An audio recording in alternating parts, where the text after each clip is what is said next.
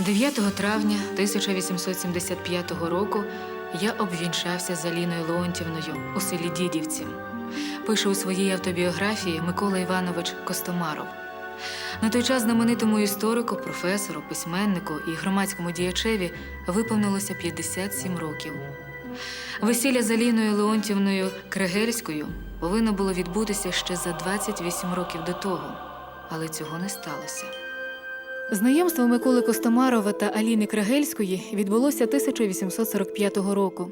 Миколі Івановичу тоді виповнилося 28 років, і він, захистивши магістерську дисертацію в Харкові, тепер викладав історію в Київському зразковому пансіоні пані Демельян. Аліна була його ученицею. Одночасно Костомарову запропонували викладати російську історію, а вже з університетської кафедри міста Києва, чого він дуже волів. Він покинув усі уроки в гімназіях, крім зразкового пансіону пані Демельян. Батько Костомарова Іван Петрович – дворянин-поміщик. Мати Тетяна Петрівна була його кріпачкою, здібна до наук жінка. Їхній син Микола народився до шлюбу. Батько любив Миколу, багато уваги приділяв вихованню. Це був його єдиний син. Та несподівано, за таємничих обставин, Іван Петрович, не завершивши справи по всиновленню сина, загинув. Його вбили селяни-кріпаки. Після його смерті племінники-спадкоємці почали погрожувати матері Миколи, що заберуть її сина в кріпаки до себе. І Тетяна Петрівна поступилася спадщиною чоловіка заради свободи сина.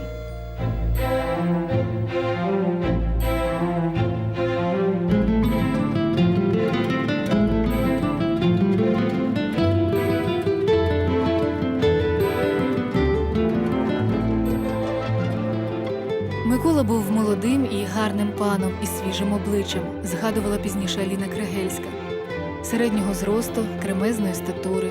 Гімназистки пансіону бачили його у віцемундирі, в сорочці з широкими рукавами, в чоботях такої величини, що викликали сміх у слухачок пансіону своїми розмірами.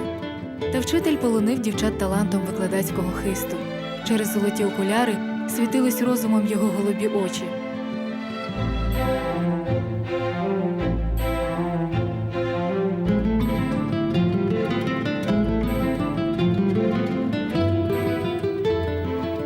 Аліна Крегельська була дуже здібною до наук і вчилася досить легко, ніби граючись.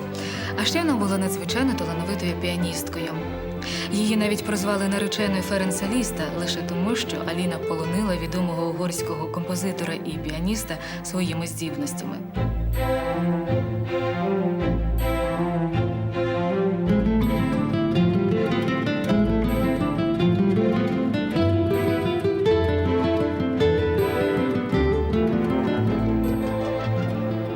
З концертів у Києві Ліст люб'язно запросив Аліну сісти біля нього, щоб вона мала змогу спостерігати за його майстерною грою.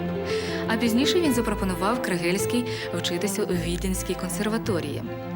Але для Аліни скоро мала статися більш важлива подія. 30 березня 1847 року вона мала стати вже не Крегельською, а Костомаровою.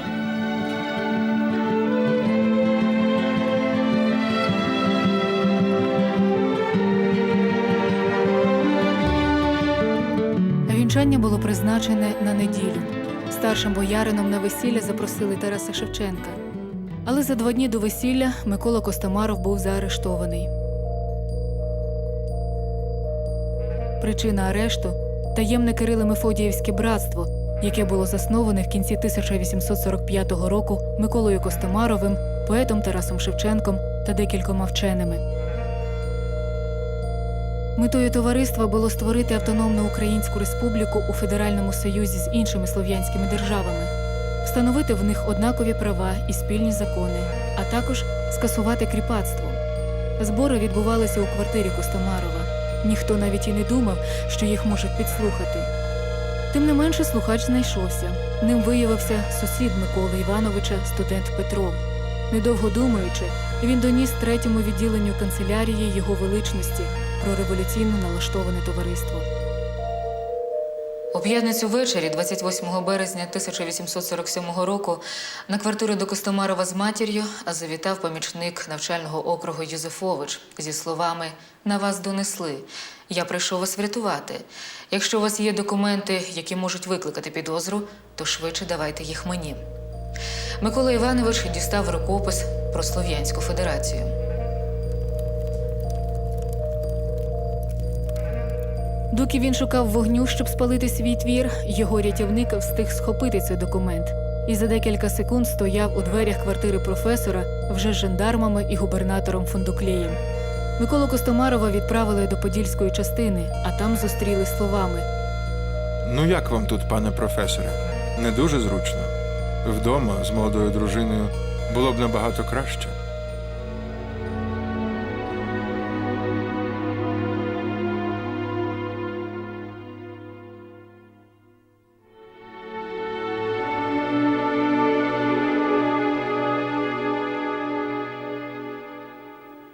Недільного вечора Миколу Костомарова привезли додому попрощатися з матір'ю та нареченою. Звідти його повезли до Петербурга. Дорогою Костомаров хотів покінчити життя самогубством, але його зупинили. «У вас залишилася стара мати. Побережіть себе заради неї. До того ж ви ще й жених». До моменту проголошення вироку Микола Костомаров перебував у Петропавлівській фортеці. 14 червня до Петербурга приїхали відвідати Миколу Івановича його мати Тетяна Петрівна та наречена зі своєю матір'ю. Мати моєї коханої втішала мене надіями, що вінчання все ж таки відбудеться, тільки-но я вийду з в'язниці. Аліна передала моїй матері записку для мене з проханням берегти здоров'я та сподіватися. Це було останнє побачення і останні слова, сказані одне одному перед їхньою багаторічною розлукою. Аліна Кригельська готова була розділити долю свого нареченого, однак цього їй не дозволила зробити її матір. Пані Кригельська, удовиця шляхетного полковника, насправді зовсім не хотіла, щоб її донька вийшла заміж за чоловіка, матір якого була кріпачкою, а сам жених – політичний злочинець. Вона навіть викинула дончину обручку в річку Ніву під час відвідин в'язня. Відсидівши рік у Петропавлівській фортеці, молодий професор Костомаров, згідно царського указу, був засланий до Саратова, де провів 12 років. Але він продовжував листуватися з Аліною і намагався отримати дозвіл на шлюб. Микола написав листа до матері Аліни Крагельської з проханням привезти доньку до нього в Саратов, на що відповіді не отримав. Аліна Кригельська згодом пригадувала, як до їхньої оселі прийшов жандармський офіцер з розповіддю про те, що Микола Костомаров намагається отримати відпустку, аби приїхати до Києва і обвінчатися. Аліну попросили підписати документ, який би підтверджував її згоду. Мати підсунула їй якийсь аркуш паперу. Я нічого не бачила перед собою, крім вказівного пальця матері. Я автоматично виконала наказ і підписала аркуш. Швидше за все, Аліна підписала відмову на шлюб. Микола Іванович зрозумів, що втрачає свою кохану. Це був мученик у повному сенсі цього слова. Від тяжкого горя він постійно хапався за своє довге волосся, ламав пальці, готовий був битися головою об стіну.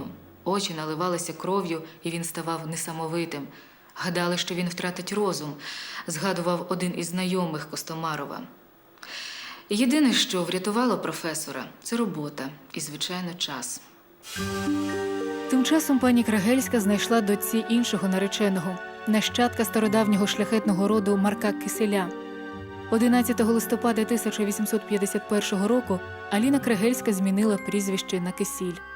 Він був на 20 років старший за Аліну. Марко Кисіль був чуйним чоловіком, ніколи не згадував про минуле дружини.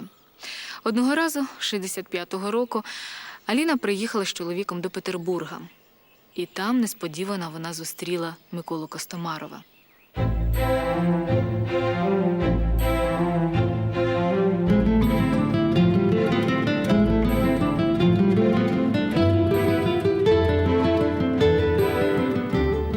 Але через короткозорість Микола не помітив її.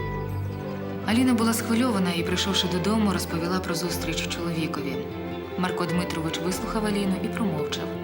А через декілька днів він купив і подарував дружині книжку Костомарова «Кримуці Корот» з авторською присвятою. Присвячується незабутній А.Л.К. на згадку 14 червня року 1847-го.